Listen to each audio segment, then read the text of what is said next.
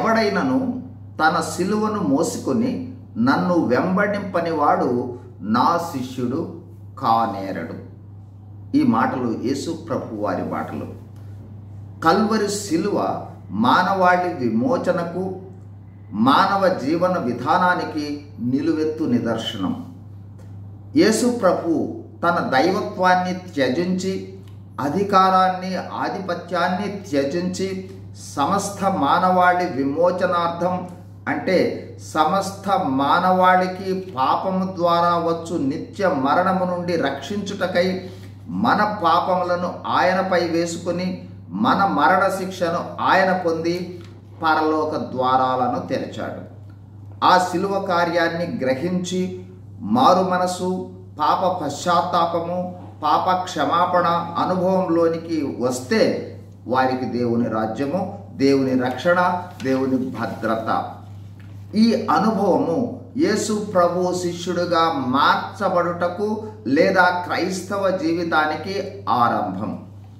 నిజమైన క్రైస్తవుడు తన సిలువనెత్తుకొని క్రీస్తును వెంబడించాలని యేసు ప్రభు వారే అన్నారు. ఈ అనుభవము ఏదో ఒక్కసారి ఒకరోజు కాదు, దినదినము ఉండాలని కూడా శిష్యులకు బోధించాడు.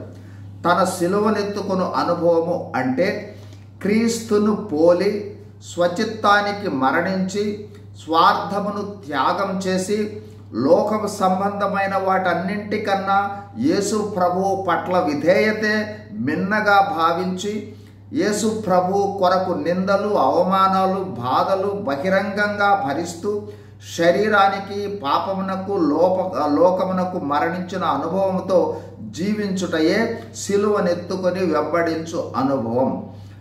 ఈ అనుభవాలతో ఉన్నవారే నా శిష్యులు అని ప్రభువారన్నారు.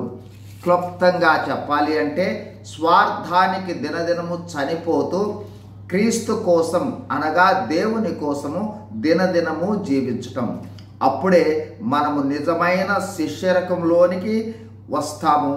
యేసు ప్రభువు వలె జీవిస్తూ, ఆయన వలె శక్తివంతమైన కార్యాలు చేస్తూ, దేవుని రాజ్య విస్తరణలో పాలు పంచుకుంటూ దేవుని రాజ్యంలో మెప్పు, ఘనత, మహిమ పొందగలము.